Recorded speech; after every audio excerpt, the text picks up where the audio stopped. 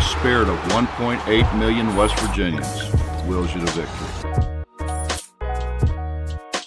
Other places have pro teams, but in this state, the Mountaineers are a way of life. When I competed and wore that number, I competed for the state and for the people, not just for the university. Now, let's roll out the carpet and bring on the Mountaineers. Pittsnuggle spree. Yes! Alexander. Robinson comes back. It's a dunk right at his feet. Send it in, Joe. Butler into the lane, into traffic. It goes again. West Virginia has won its first Big East championship. So long, Big Blue. Hello, Golden Blue. The West Virginia Mountaineers are going to the Final Four.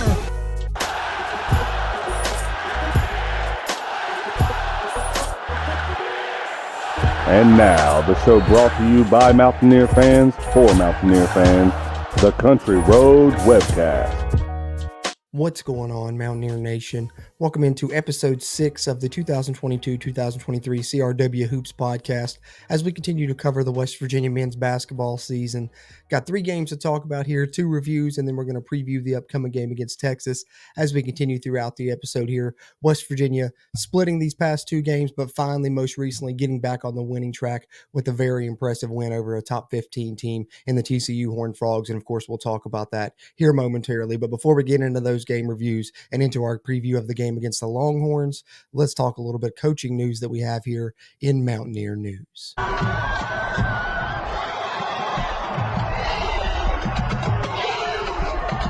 All right, so Mountaineer news here this week on this episode of the CRW Hoops podcast. We really only have one thing to discuss, but that is some coaching news at West Virginia, a shakeup on the staff, if you will, within the men's basketball program that actually occurred the day that I dropped the CRW Hoops episode 5, coincidentally enough. Of course, later that day, coaching news comes out, surprisingly, to the shock of many. Larry Harrison is relieved of his duties as West Virginia men's basketball assistant coach.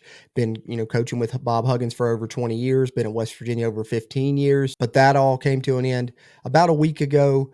And a lot of people after that were talking about, is West Virginia going to name somebody on an interim basis? You're obviously probably not going to bring somebody in and hire someone right away, right in the middle of the season. But to the surprise of many, myself included, that is indeed what West Virginia did. Just a few short days later, announcing the hiring of DeMar Johnson away from Cincinnati.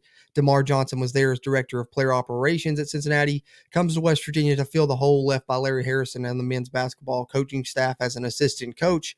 He played for Bob Huggins at Cincinnati back in the 1999 season, was the 6th overall pick in the 2000 NBA draft, had a good NBA career that would have been even better, and I think would have been, one of the superstars of the NBA had he not got into a car wreck that kind of ultimately derailed things for him, which I'll put a link into the description of this video if you're watching on the YouTube side to an article that he wrote talking about that car accident that kind of derailed his NBA career that I thought was really good. I talked about it in the video we did updating the coaching staff here on the Country Roads Webcast YouTube channel. Really just has a great attitude about things, I think, and I think he's going to be a good mentor to these young men on the West Virginia basketball team. So I'll put a link to that article if you're tuned in on the video side. And if you're on the audio side, I'll drop it in the show notes there for you guys. But having said that, really appreciate you guys tuning in here to this episode of the CRW Hoops podcast.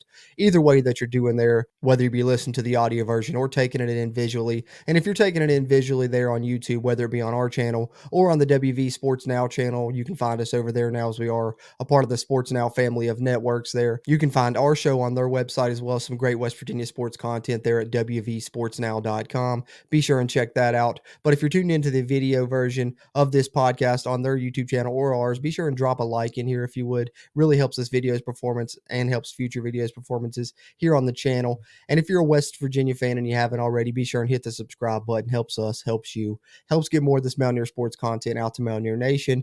And if you're tuned in on Apple Podcasts, leave us a rating. That helps. If you're tuned on any of the other podcast platforms that you can find us on, Spotify, Google Podcasts, you name it, just be sure and share us around with other West Virginia fans you may know that probably would enjoy some extra Mountaineer sports content in their lives. So having said that, DeMar Johnson joins the men's basketball staff. In this press release, it wasn't really known how long it would take for him to join the program, but we now know that he has onboarded since the game against, Oklahoma. He wasn't there. The game against TCU, we saw him there on the sidelines, and he is indeed involved with the program already, coming over from Cincinnati and filling the staff vacancy that was left by Larry Harrison. So a new assistant coach for West Virginia since our last episode of the CRW Hoops podcast is our main topic here in Mountaineer news this week. Having said that, let's get into some game reviews for the two most recent West Virginia basketball games before we get into our preview of the game against Texas.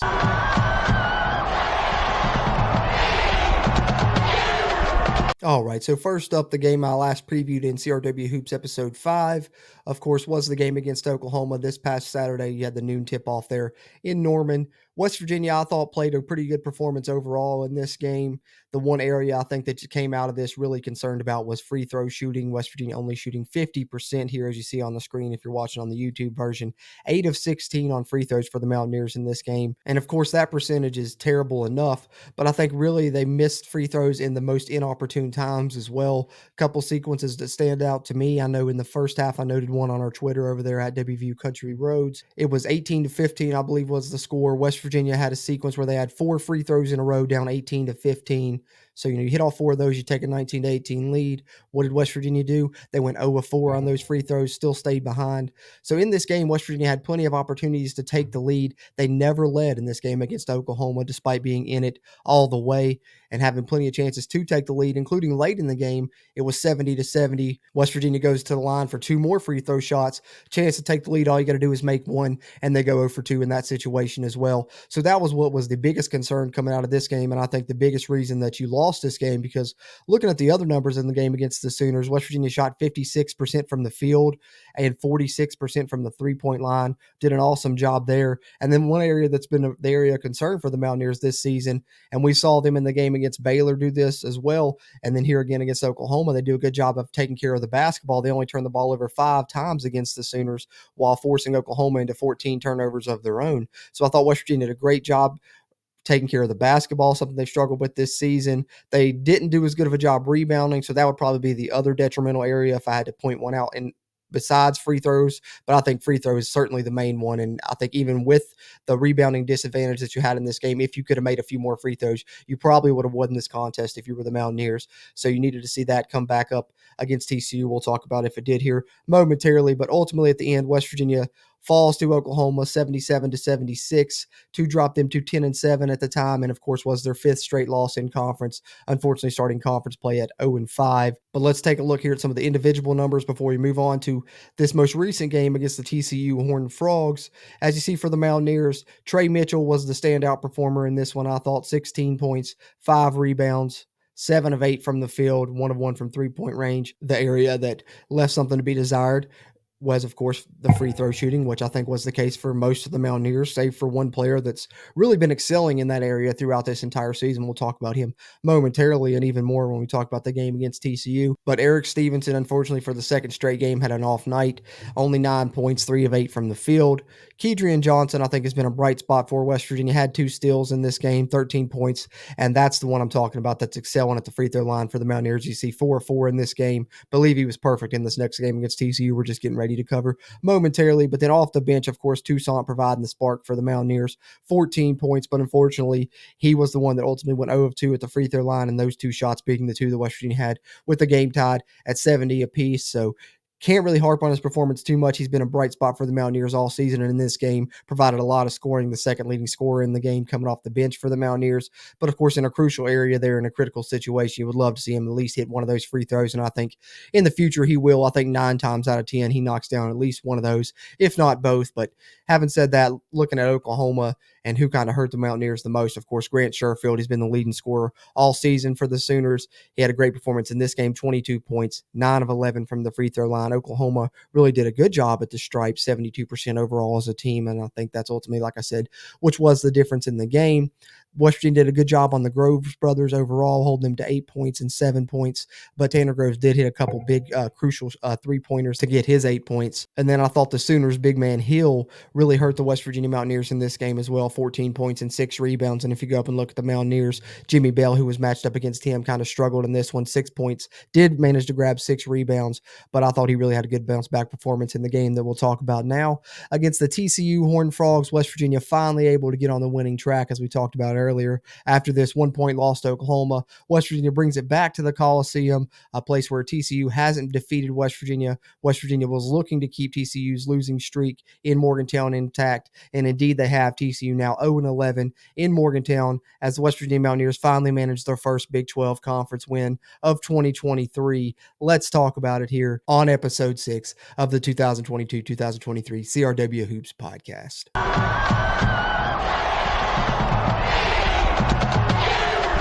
All right, so looking now most recently at the West Virginia game that took place here on January 18th, West Virginia finally able to secure a Big 12 victory, get back on the winning track, and snap that losing streak that had been pestering them for a couple of weeks now. TCU was number 14 in the country at the time, but West Virginia really came out and showed a strong performance in this game. You could tell that they were focused. And I think shout out to Bob Huggins for kind of, I want to say, culturing this a little bit for West Virginia. You know, the game against Oklahoma following that, I think in the post game, we were all kind of expecting Coach Huggins to be down on the team a little bit, you know, in the way that he does sometimes, talk about guys not getting in the gym, things like that. But instead, he was oddly positive, talking about, I'm not worried. I think we're still an NCAA tournament team. We're not the worst team in the conference. We're going to go on a run, watch and see. And I think coming out and making a statement against the number 14 ranked Horned Frogs in the country goes a long way in showing that he may indeed be right, especially with how the West Virginia Mountaineers did it. Built a 15-point lead at halftime. Unfortunately, the second half collapse that we've become all too familiar with as West Virginia Mountaineer fans did indeed rear its head a little bit as TCU cut the lead down to 2 at one point. But West Virginia really stayed in the game and fought there all the way to the end. Went on another run there late to ultimately extend the lead yet again to its final margin of a 9-point victory, as you see West Virginia defeating TCU 74-65 to move to 11-7 and 1-5 on the 2022-2023 season. And like I said, no small feat with this TCU team. This TCU team just defeated Kansas State, who was, you know, undefeated in the conference at the time, number 1 team in the conference. We know the Mountaineers played the Wildcats and went to overtime in that game, a game they probably should have won, a lot of people think, but Kansas State was riding high as one of the best teams in the conference. And TCU not only beat them, but they absolutely destroyed Kansas State, beat them handedly. So this is a very good TCU team, arguably the best player in the conference on their team in Mike Miles. But West Virginia was able to handle them and look very good in doing so overall for the most part, save for some moments there in the second half. And then I think, you know, Kansas State isn't a fluke either, just to prove that the Kansas State team that, you know, beat West Virginia and of course was riding high as one of the top teams in the Big 12 before losing to TCU is no joke. What does Kansas State do after losing that game handedly to TCU? They turn around and beat the Kansas Jayhawks, who were ranked number 2 in the country at the time, and arguably people were talking about as maybe the best team in college basketball. So I think the Big 12 conference is really tough. West Virginia still finding its place in it. Hopefully they are able to go on a run here, as Bob Huggins mentioned, but they definitely have the start of one here going as they find the first victory of the season in Big 12 play here. And looking at some of the numbers here, West Virginia shot pretty good from the field overall, again, 46%. However, in this game, they did struggle from the three-point line, 26%. TCU struggled from the three-point line as well. They only shot 25%, but that's just kind of their game. They don't really shoot three-pointers a lot. They get out in transition and run, attack the basket, but they are one of the worst teams in the country at shooting three-pointers. West Virginia has actually kind of been a strength of theirs this season, so hate to see them dip down a little bit in this game, but overall, I thought West Virginia shot the ball well, and I think the most encouraging thing to see from this game, of course, is the free throw percentage. West Virginia, after the struggles that we talked about earlier in the game against Oklahoma, bounces back in a big way, going 20 of 26 from the free throw line, 77% for the Mountaineers, and really some crucial ones late in the game when they needed them here to extend the lead over the Horned Frogs. Thought they bounced back in a big way there, as well as on the glass. West Virginia looked absolutely dominant there in this game. 31-18 rebounding advantage over TCU, including 14 offensive rebounds for the Mountaineers. The only area that I can talk negatively about in this game for West Virginia, aside from the three-point shooting that I've already mentioned, would be turnovers.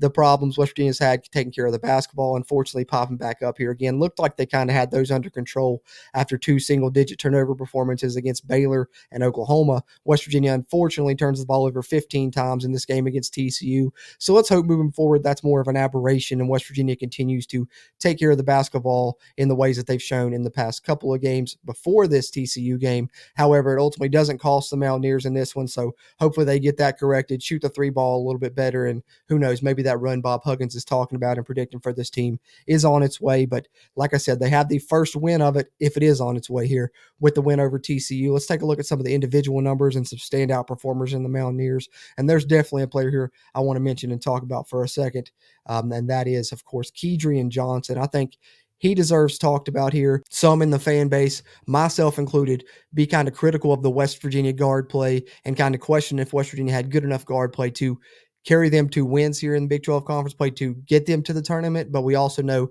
in the tournament, guard play is very important. And I think once I heard the news of Jose Perez not being eligible for this season, I was a little bit concerned about that. But I think since then, Kedrian Johnson has really came out with some strong performances and ultimately taken over as kind of the leader offensively for West Virginia, leading the charge. He's kind of been the go-to man in critical situations with the way that he can attack the bucket, either him or Joe Toussaint. They both have that capability. But Keedy, we know, has been known as a great on-ball defender. I think he's continued that throughout this season. Of course, you see 2 more steals in this game against TCU, but he's also been absolutely great from the free throw stripe all season long, as you see 10 of 10 in this game, back-to-back games with making all of his free throws. I think in the first 2 games of Big 12 play, he was struggling from the field a little bit. After he got through that cold spell, like I said, he's really been leading the Mountaineers and drops 20 points in this game for West Virginia to go along with 2 steals, 2 assists, and 3 rebounds, 5 of 8 from the field. And I think, the sequence that really stands out to me that kind of shows the player that Kedrian Johnson is becoming for West Virginia. Like I said, we know he's a tenacious defender. We know what he can do on that end. But I think looking now at his performance he's putting on in his final season as a West Virginia Mountaineer, up to this point, it seems like he's really made it a point to improve his offensive game throughout the season, and it's showing here in Big 12 conference play. The sequence that stands out to me that really kind of culminates what Kedrian Johnson means for this team and what he's done to help West Virginia secure, especially this first victory here in Big 12 play, but multiple victories that they've secured throughout the season, and that is Kedrian Johnson on the offensive end got a little bit of a mismatch against a bigger guy, hits a step back, makes his man fall to the ground, hits a nice mid-range jumper. Immediately, TCU does what they do, pushes the tempo, runs down to the other end, trying to get a quick basket. Kedrian Johnson already back on defense, takes a charge. So right away in that sequence, scores 2 for the Mountaineers and then takes a charge on the other end. And that's just kind of, I think, a great microcosm of the player Keedy is for West Virginia, not only in this game, but he has been in Big 12 play and at points throughout this season. Then looking around for the Mountaineers, Jimmy Bell, I thought really stepped up, talked about he had an off game against Oklahoma, and I thought one of the Oklahoma bigs really hurt him. I think he took it personally in this one, came out with one of his better performances of the season. And how about his job at the free throw line? 5 of 6 for the big man who has struggled there throughout the year. 5 of 7 from the field, 15 points and 12 rebounds. Like I said, looked like a dominant force there. Also had 2 steals for the Mountaineers, but he really looked great. Had a couple of putback dunks that were awesome. Was really a force in the game, I guess you could say. And then also offensive rebounding wise, did some great things. And then I thought when he did have to take a breather, Mo Wagi really stepped up in this game, gave one of his better performances of the season as well. 2 of 2 from the field, 3 offensive rebounds, 4 rebounds in total, 2 steals and a block shot. Also scored 5 points for the Mountaineers. And then the only other Mountaineer to score in double figures, in addition to Keedy and Jimmy Bell, was Emmett Matthews in this one, who finished with 10 points and 3 rebounds. I believe we thought we were going to get a little bit better Eric Stevenson performance with how it started from him. Hit a nice mid-range jumper, followed by a 3-pointer. But from then on, it kind of went back to him reverting to the shooting struggles he's had in recent games, as well as some issues turning the ball over. However, he did hit both of his free throw attempts, 2 of 2 from the line, finished with 9 points and 4 rebounds. And he also added 4 assists, and I thought made some really good passes at time, despite struggling in that area at times as well. It was a bit of a mixed bag there, but I really did thought that he made some good passes on the assists that he did have there when you look at his 4 assists. But I think we got to talk about this now. Since that game against Oklahoma State, when, he gets the technical and then the offensive foul and ultimately fouls out of that game, and Bob Huggins makes the comments that he does afterwards, I think we've seen a more subdued Eric Stevenson since then. And since then, he has not shot the basketball well. I believe he was, 2 of 18 or something like that coming into this one. He goes 3 of 10 in this one, so that's 5 of 28 from the field in the 3 games since that incident and since those comments from Bob Huggins. So I think it's certainly something to keep an eye on right now. Maybe it's a mental thing that's going on since those comments from Huggins. I don't know exactly, but hopefully it's just a cold streak and he's going to turn things around, because West Virginia is going to need him if they are going to go on this run that Bob Huggins is talking about, as they are going to need more scoring from Trey Mitchell than they got in this game. But ultimately, I think a lot of that was due to some foul trouble. He also was getting hacked a little bit down low, just to be honest with you guys, and wasn't getting some calls down there. Not a bad performance, just ultimately ended too early. West Virginia needed him there in that late second half, fouled out with about 8 minutes to go, but did a lot for the Mountaineers while he was in there. 6 points, 4 rebounds, 3 assists, 1 of 2 from the 3-point line, 1 of 2 from the free throw line. And then, of course, Joe Toussaint, you got to talk about off the bench, the leading scorer, 7 points, 3 assists in this one. So not a bad job from that Mountaineer guard. But, of course, the standout is Keedy Johnson. Hopefully he can continue his hot streak. If he can, and Eric Stevenson can come back to being the player that we saw him be earlier in the season, West Virginia could have a two-headed monster at the guard position on offense that could really help them win some Big 12 games. And if they do indeed get to the tournament, win some games there. Looking at TCU, of course, like I said, Mike Miles, considered one of the best players in the Big 12 and maybe even one of the better players in the country. I thought West Virginia did a great job on him, particularly in the first half, and they really forced him into some bad decisions. He turned the ball over 6 times in this game, only had 2 assists. He did, of course, get his scoring-wise, which I think is going to happen regardless, 21 points for him. But I think this is the second time this season West Virginia's faced a really good guard and really forced him to turn the ball over a lot. Look at the game against UAB. When West Virginia's faced a good guard, I think Keedy Johnson's taken that matchup personally. He forced Jelly Walker to turn the ball over a lot. This game, he forces Mike Miles to turn the ball over 6 times. And I believe in that game against UAB, he was West Virginia's leading scorer in that one as well. I want to say he had around 16 points, something like that, just trying to remember off the top of my head. And then in this one against TCU, another matchup against a good guard, like I said, not only does he help contribute to Mike Miles committing 6 turnovers, even though he wasn't the main matchup with Mike Miles, Emmett Matthews was that for most of the night, and I think Emmett Matthews does a great job defensively. However, Keedy Johnson also did play some great defense that helped lead to those turnovers, including taking some charges and things like that. But Keedy Johnson, on the offensive end, I think steps up when he has one of these matchups against one of these high-profile guards. We've seen it a couple times throughout this season, so it's something to keep an eye on moving forward. So I think, Mike Miles, a great guard, gets his with 21 points scored. The other TCU guard that's been good this season, Ball, puts up 13. Miller puts up 13 as well for TCU. But overall, West Virginia did a great job limiting the TCU offense, especially in transition, which is the area in which they excel. In the first half, I don't think TCU had hardly any transition points. They got most of them in the second half. I don't have the number on this handy exactly, but I want to say off the top of my head, I remember West Virginia held TCU to single digits in transition, and TCU's been one of the better teams in the country in transition offense this season. Shout out to the West Virginia defense in this game, ultimately overall, I think, especially in transition. And then on the offensive side, like I said, Keedy Johnson's performance cannot go unnoticed, as well as Jimmy Bell having a big bounce back game to get a double-double for the Mountaineers with 15 points and 12 rebounds to help lead to the 74-65 win over TCU to put the Mountaineers at 11-7 overall on the season and 1-5 in Big 12 play, as they have another home contest against another Texas team. This time it's the Longhorns coming into the Coliseum for a Saturday game here. So let's take a look at that one and give a little bit of a brief preview. I'll give you guys my prediction before we wrap up this episode here of the CRW Hoops podcast.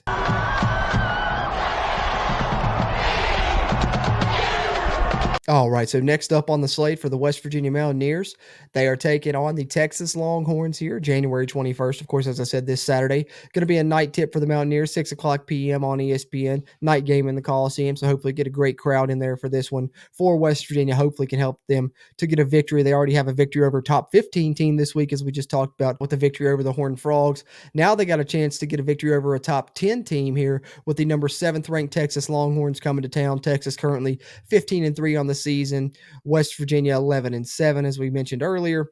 And looking at the matchup here statistically, Texas is scoring 81 points a game, only giving up 67, 48% from the field, 36 rebounds a game, 17 assists, 4 blocks, and 8 steals. However, they are coming off a loss to the Cyclones, most recently on Tuesday, the day before West Virginia defeated TCU. Texas unfortunately lost to Iowa State, so we know they are vulnerable, but who knows, they could be very motivated now coming off a loss, looking to get back on the winning side of things. We know they've got an interim head coach now, as Chris Beard has been fired from the Longhorns, and I think with his firing, we've seen the makeup of Texas kind of change a little bit. We know Chris Beard's identity is kind of stifling defense. You get kind of gritty, rock fight type games, if you will. However, now Texas seems to be leaning more towards offense and scoring at a higher clip, whereas the defense, I think, is giving up a little bit more points-wise. They've picked up on the offensive end and kind of focusing more on scoring. So it's a different Texas team than we're used to seeing now that Chris Beard is not at the helm by the time they're facing West Virginia. But looking at West Virginia's numbers, no scoring slouch of their own, 78 points a game, only giving up 69, shooting 47% from the field, averaging 34 rebounds a game, 14 assists, 3 blocks, and 6 steals. Looking at some of the individual players to watch in this game, Marcus Carr of Texas, another great guard in the Big 12, averaging over 17 points a game ever since he transferred into Texas. He's been an offensive superstar for them. 45% field goal percentage, 81% from the line. Timmy Allen, still at Texas there. Brother of Teddy Allen, of course, former Mountaineer, well-traveled college basketball player, played at many schools, as we all know, following his stint at West Virginia as Teddy Buckets. But Timmy Allen, the leading rebounder for the Longhorns, 5.5 rebounds a game, 4 on the defensive end and 2 on the offensive end. Marcus Carr also leading the Longhorns in assists with 4 a game. As for West Virginia, Eric Stevenson still remains the leading scorer for the Mountaineers at 13.2 points per game, shooting 46% from the field, 73% from the line. Jimmy Bell now up to 6.1 rebounds per game to lead the Mountaineers, 3 on the defensive end, 3 on the offensive end. Kedrian Johnson leading the Mountaineers in assists with just over 3 a game, and I think his scoring is also coming into play for the Mountaineers now, as I mentioned earlier. I think this is a winnable game for West Virginia. I know I sound like a broken record. Seems like I keep predicting wins, and every time I predict a win, West Virginia has lost. I didn't get to, do a preview before the game against TCU to, predict a win or a loss there. But in this one against Texas, I think West Virginia is going to be riding high. Texas coming off a loss, West Virginia coming off a win. You get a night tip in the Coliseum. That's to West Virginia's advantage. I think the West Virginia team is focused. They look hungry. Bob Huggins maybe has spoken of a run, and hopefully he's spoken it into existence. We know he's spoken into existence as far as the first victory over TCU, but I think West Virginia has a great chance to get 2 in a row here as they face the Longhorns in this one, and I think West Virginia is going to do it. I'm going to predict a 3 to 4 point West Virginia victory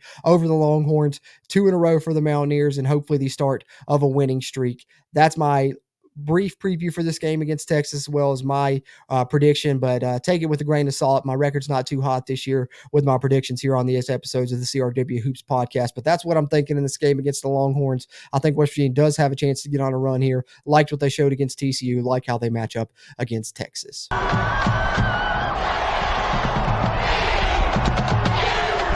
So that's my thoughts on the game against the Longhorns, but I'd love to hear your alls. Drop them down in the comments. What's your prediction for the game against Texas? How are you feeling about this team now following the game against TCU? We really appreciate the interactions as we continue to try and grow the Country Roads webcast community throughout Mountaineer Nation. I guess that will pretty much get ready to wrap us up here on episode 6 of the 2022-2023 CRW Hoops podcast here, as we've put 2 game previews in the books, talked a little bit of Mountaineer news about a coaching change that's happened for the West Virginia basketball team, and of course previewed the upcoming game against the Longhorns as well. And I really appreciate you guys tuning into this episode here of the CRW Hoops podcast, as West Virginia now sits at 11-7 overall and 1-5 in Big 12 conference play as we look ahead to more of the 2022-2023 West Virginia men's basketball season. And you can find plenty of more content from us here at the Country Roads webcast over on our YouTube channel. If you're on the audio side, be sure and hop over to there. Got plenty of West Virginia offseason news. We have some West Virginia football coaching staff news we've updated over there, as well as transfer news and things like that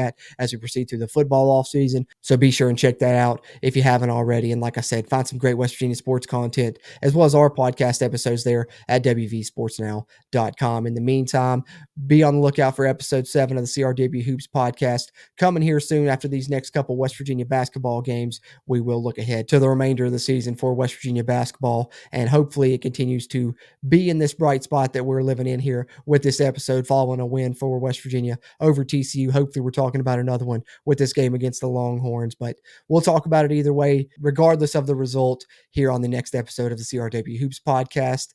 Having said that, as always, I'm Jordan Cruz, and until next time, let's go Mountaineer. If you really want to know, then come on, let's go. Take a stroll down those